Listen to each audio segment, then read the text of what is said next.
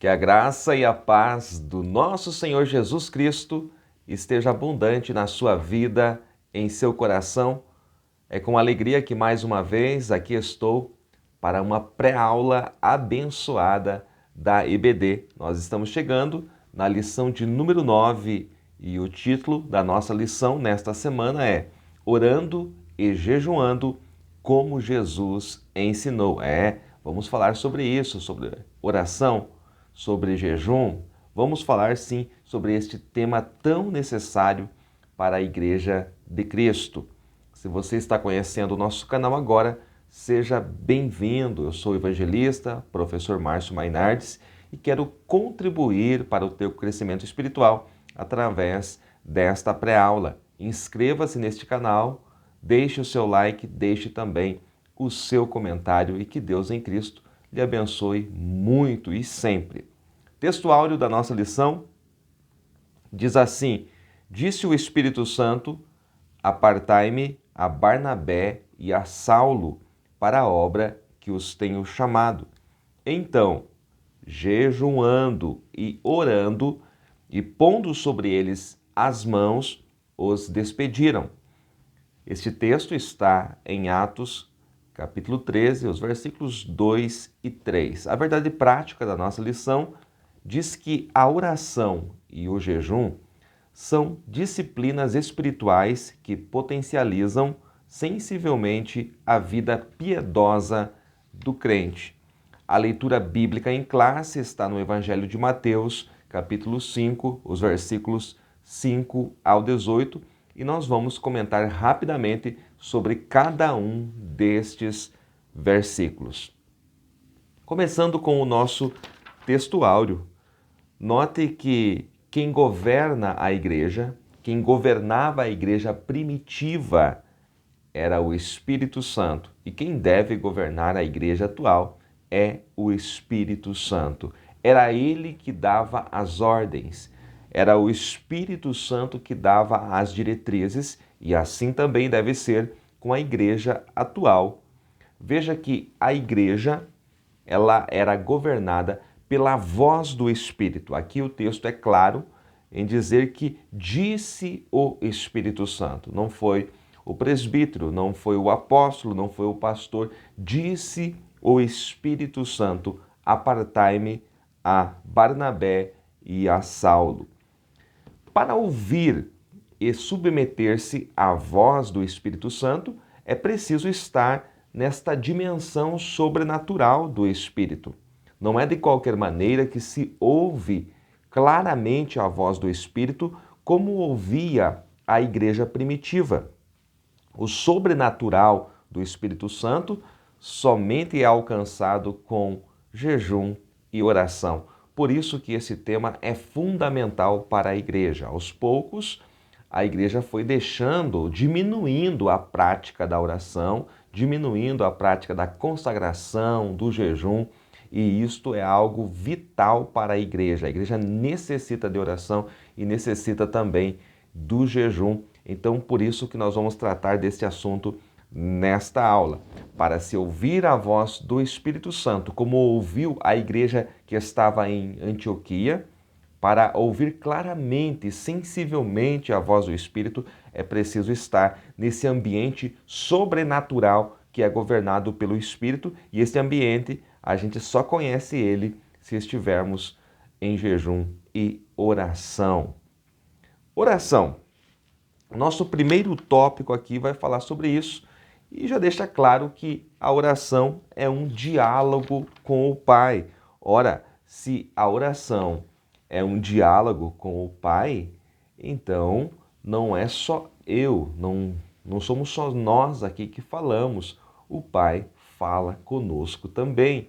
O Espírito Santo ministra ao nosso coração na oração. Então a oração é um diálogo com Deus, não pode ser um monólogo. É claro que quando nós oramos em grupo, quando nós oramos no coletivo, nas nossas igrejas locais, oramos de uma maneira. Quando estamos fechados no nosso quarto, somente eu e Deus, a oração é totalmente diferente. E esta oração também não pode ser um monólogo, porque Deus precisa falar comigo, senão não é uma oração.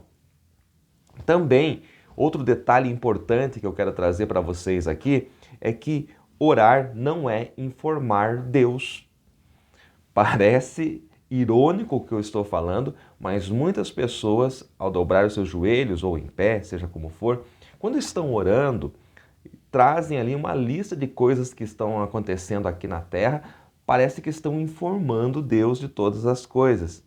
Deus sabe tudo, Deus é onisciente. Então, por que oramos? Nós falamos para Ele as nossas necessidades, todavia Ele já conhece. Nós oramos para ter um relacionamento, porque se Ele realmente é o nosso Pai, nós queremos falar com Ele, nós queremos viver na dependência dEle. Mas oração não é informar Deus, porque Ele é onisciente, Ele sabe todas as coisas. Oração é muito mais do que isso. E no primeiro tópico, no terceiro subtópico, você já pode observar isso, onde diz ali a respeito de a quem a oração deve ser dirigida, a postura do corpo na oração, o horário da oração, o lugar da oração, o decoro na oração e o estado do coração na oração. Esse terceiro subtópico é muito interessante que você trabalhe na sua aula. Agora, vamos ver a oração aqui pelo âmbito espiritual, quando a igreja está orando, quando os servos de Deus, os salvos estão orando, eles estão chegando até o trono de Deus. Eu quero mostrar um texto que você já conhece, mas que é necessário.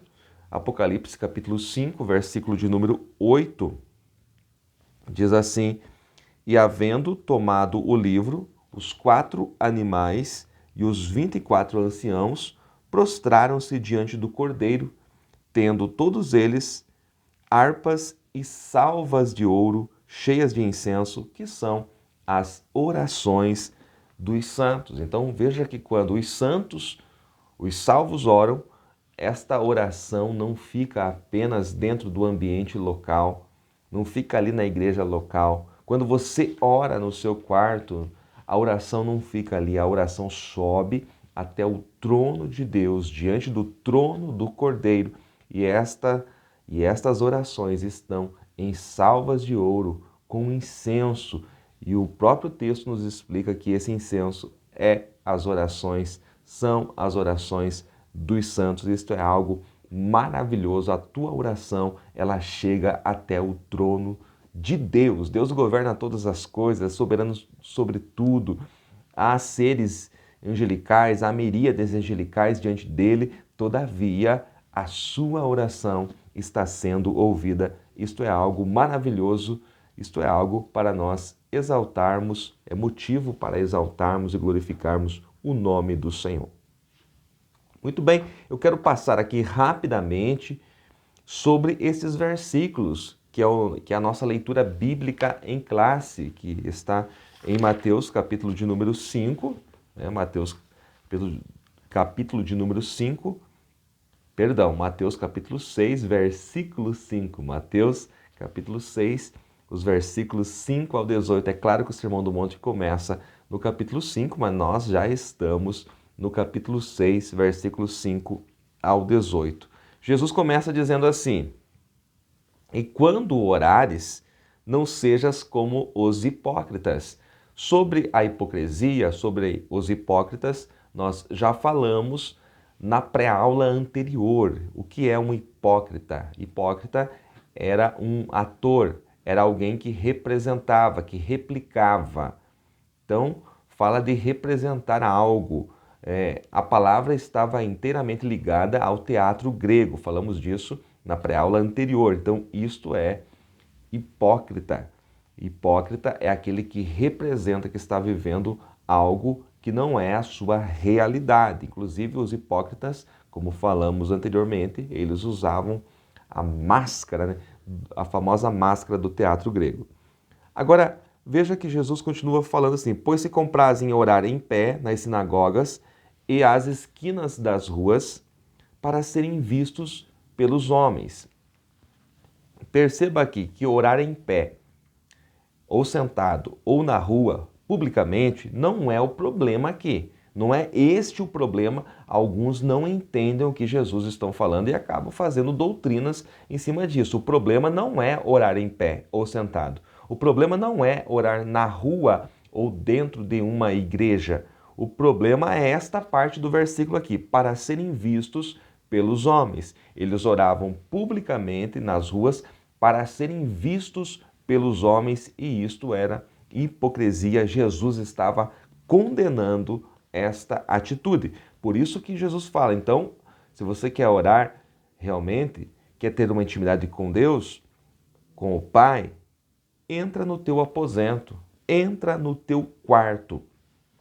A ênfase aqui também não é o lugar, e sim a atitude, e sim a intenção do coração. A essência aqui, meus irmãos, não é o quarto, e sim a sinceridade, a transparência. Para estes hipócritas que estavam nas ruas, nas esquinas, orando em pé, gritando para serem vistos pelos homens, Jesus fala, viu, entra no teu aposento, entra no teu quarto.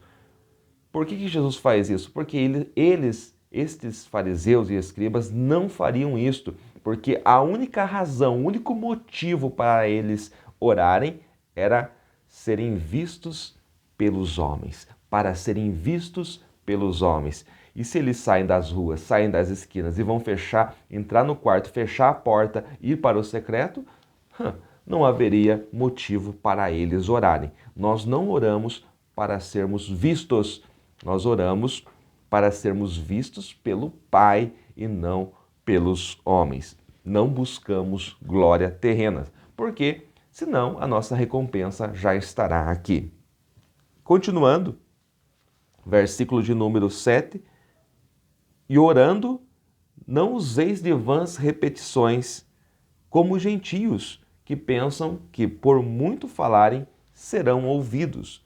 Jesus não está condenando aqui as orações extensas.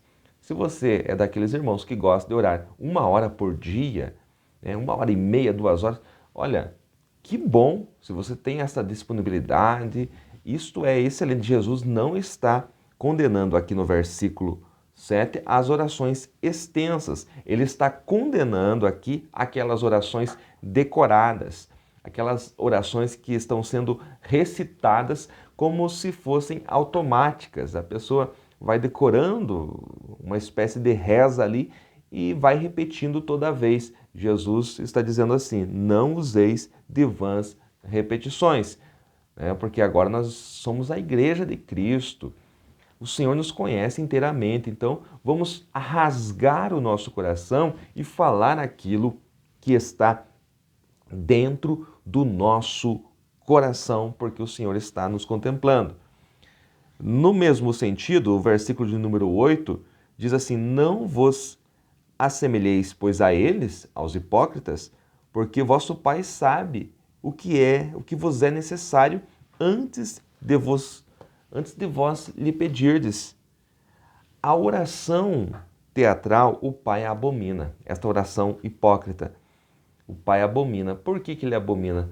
Porque ele conhece todas as coisas, porque ele sabe tudo. Ele sabe o teu passado, ele sabe o teu presente e sabe o teu futuro. Como que você vai dobrar os teus joelhos, abrir os teus lábios ao Pai e falar coisas que não são reais e tentar ludibriar aquele que criou você? Isto é algo impossível, porque Deus é onisciente. Deus está vendo tudo em todo lugar.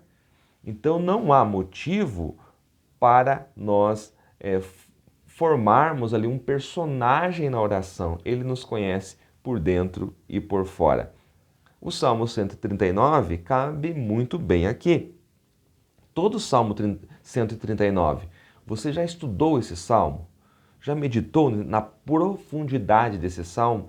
O Senhor é onisciente, Ele é onipotente, Ele é onipresente, Ele sabe tudo, está em todo lugar, sabe todas as coisas, pode tudo. O versículo 4 do Salmo 139 diz assim, não havendo ainda palavra alguma na minha língua, eis que logo Ó Senhor, tu conheces, mas como assim? Ainda não há palavra na língua, mas ele sonda os corações, ele sonda a mente, ele sabe a palavra que eu vou dizer antes que ela venha aos meus lábios. Então, esta oração teatral, o Senhor realmente condena, abomina, porque ele conhece todas as coisas. Aí, o Senhor Jesus vai nos trazer o modelo da oração, que é a famosa oração que nós chamamos do Pai Nosso, versículo de número 9.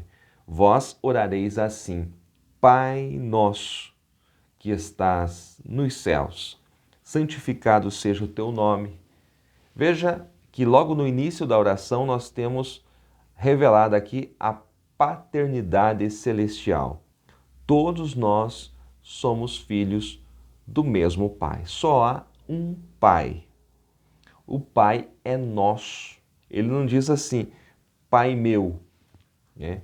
Pai meu que está nos céus. Não, é Pai nosso. O Pai é nosso, revelando aqui a nossa filiação. Todos aqueles que creem em Cristo Jesus, que aceitam Cristo Jesus como seu Salvador, são filhos de Deus. Se todos somos filhos de Deus, o Pai é nosso. Em seguida, quando diz santificado seja o teu nome, está falando da posição santa, da posição perfeita do Deus Criador. Está falando da sua soberania sobre todas as coisas. Então, a oração modelo começa falando da nossa paternidade, que nós temos todos o mesmo Pai, e da posição soberana do Deus Criador que está nos céus.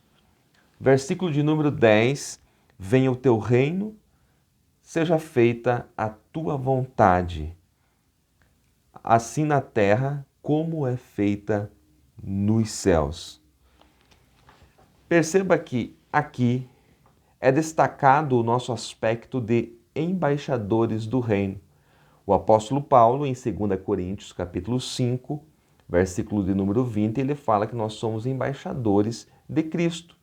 Já estamos vivendo o reino de Deus, já estamos dentro do reino de Deus. Todavia, nós esperamos que este reino se apresente fisicamente, ok? Que este reino seja completo, e isso vai acontecer em breve, a parte escatológica do reino de Deus. O reino vai vir para essa terra. Então, como embaixadores do reino, nós estamos aqui na terra, nós estamos aqui no mundo, mas não somos do mundo, somos embaixadores do reino celestial. E como embaixadores do reino celestial, nós desejamos muito que o reino venha. Por isso que clamamos, venha o teu reino, seja feita aqui na terra a tua vontade, como ela é feita nos céus. Um aspecto muito importante que eu gosto de destacar nas minhas mensagens, nos meus estudos, é que é o céu que governa. O céu que traz o modelo. Não é a vontade da terra, não é a minha vontade que deve ser feita no céu. É a vontade dos céus que deve ser feita na terra. Não vou ler, mas vou deixar esse texto e quero que você leia. Êxodo 40, a partir do versículo 36, são os últimos versículos do livro do Êxodo. Eu também já pensei que quando o povo hebreu no deserto caminhava, a nuvem que estava sobre eles, havia uma nuvem que os cobria de dia, havia uma coluna de fogo, eu achava que acompanhava eles. Mas o texto de Êxodo 40, versículos 36 a seguir, diz exatamente o contrário. Quando a nuvem se levantava, quando os céus se moviam, aí o povo levantava acampamento. Quando a nuvem parava, o povo também parava. Por quê? Não é a terra que governa, não sou eu que governo. Os céus que governam. Seja feita, Pai, a tua vontade, aqui na terra, como ela é feita nos céus. A terra copia os céus. Versículo de número 11. O pão nosso de cada dia, dá-nos hoje o alimento diário, assim como o Senhor deu lá no deserto o maná, Nós vemos lá no livro do Êxodo, Deus dando o maná ao seu povo, eles não sabiam o que era aquilo, era um pão dos anjos, por isso que deram o nome de maná. O que é isso? Maná significa, manu significa o que é isso, e ficou por este nome. Mas todo dia o Senhor dava o maná, o pão dos céus, o pão dos anjos aos hebreus, e eles juntavam a quantia necessária para aquele dia. Somente na sexta-feira que eles juntavam 2 porções, porque no sábado o maná não caía.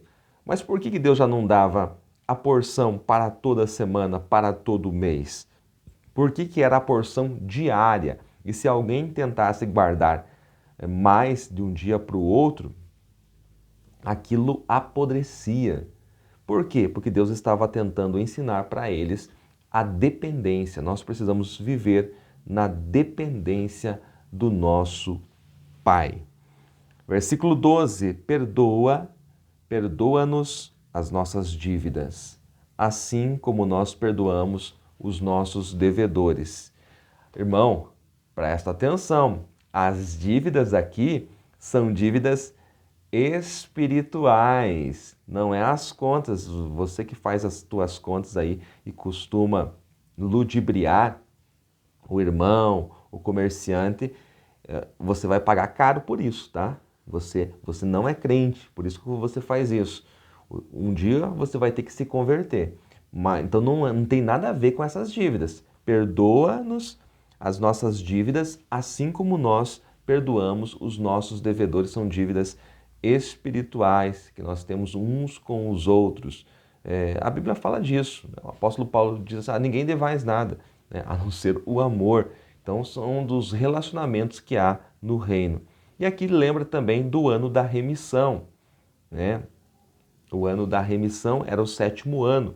Então a cada 7 anos as dívidas eram perdoadas, parte das dívidas canceladas, conforme está ali. Você pode estudar isso em Deuteronômio, capítulo de número 15, a partir do versículo 1, a respeito do 7º ano, o ano da remissão. Havia também o ano do jubileu, que acontecia a cada 50 anos, mas no ano da remissão muitas dívidas eram perdoadas. Você pode explorar isso também na sua aula. O versículo 13 diz, não nos induzas à tentação. Esta não é a melhor tradução. Na verdade, o texto diz, não nos deixe cair em tentação, mas livra-nos do mal, porque teu é o reino, o poder e a glória para sempre. Não nos deixe cair. Nós só estamos de pé porque o Pai nos mantém de pé. E por isso devemos reconhecer que tudo é dele. O reino é dele, porque foi ele que criou, o poder é dele, a glória também é dele. Continuando aqui, nós vemos que o nosso perdão diante do Pai é condicionado ao ato de perdoarmos os nossos irmãos. Os versículos 14 e 15 diz, se perdoardes aos homens as suas ofensas, também vosso Pai Celestial vos perdoará a vós. Se, porém, não perdoardes aos homens as suas ofensas, também vosso Pai não vos perdoará as vossas ofensas. Então, o nosso perdão diante do Pai está condicionado ao ato de perdoarmos aqui os nossos irmãos. Isto é muito sério, pense nisso. Se você está sendo perdoado, se você não está sendo perdoado, por que você não é perdoado diante de Deus? Porque talvez você não esteja liberando o perdão. O versículo de número 16 volta a falar da hipocrisia. E quando jejuardes, não vos mostreis contristados como os hipócritas, que desfiguravam o rosto. Vocês acreditam que eles colocavam cinzas para que as pessoas notassem o quanto eles estavam tristes, desfiguravam seu rosto. Olha como eu estou triste pelo meu pecado. Isto era hipocrisia. Eles simplesmente queriam que as pessoas soubessem que eles estavam jejuando, né? Então, há uns textos que você pode trabalhar aqui, Lucas 18 e 12, onde você vê que havia aqueles que jejuavam 2 vezes por semana, algo fantástico, se orgulhavam disso. E o texto de Isaías 58, versículos 5 e 6, onde fala do verdadeiro jejum. Como é que Jesus fala aqui? Como que eles deveriam proceder? Deveriam ungir a cabeça e lavar o rosto. Porém, tu, quando jejuares, versículo 17, unge a cabeça e lava o rosto. Ou seja, Jesus está falando assim, faça aquilo que vocês fazem sempre, como faziam frequentemente os judeus, né? Ungiam a cabeça, lavavam o rosto. Em outras palavras, vista-se como de costume, apresente-se diante das pessoas como de costume, para que ninguém perceba que você estava jejuando. Não quer dizer que na igreja, coletivamente, o líder, o presbítero, o pastor, não possa marcar um dia de consagração, um dia de jejum coletivo. Pode sim, e não tem nada a ver uma coisa com a outra, todos têm liberdade, todo aquele grupo que estará reunido estará jejuando, e é claro que um saberá que o outro está jejuando, né? Não há nenhum mal nisso. Aqui a palavra é em relação ao mundo, em relação aos homens.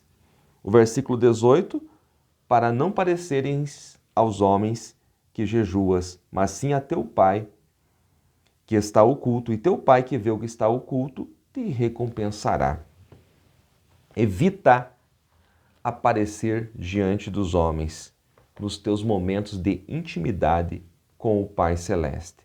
Quando você está em intimidade, oração, jejum com o Pai Celeste, você deve evitar aparecer diante dos homens, para que os homens aplaudam, para que os homens digam, olha como você faz isso, como você ora, como você jejua, como você lê a Bíblia.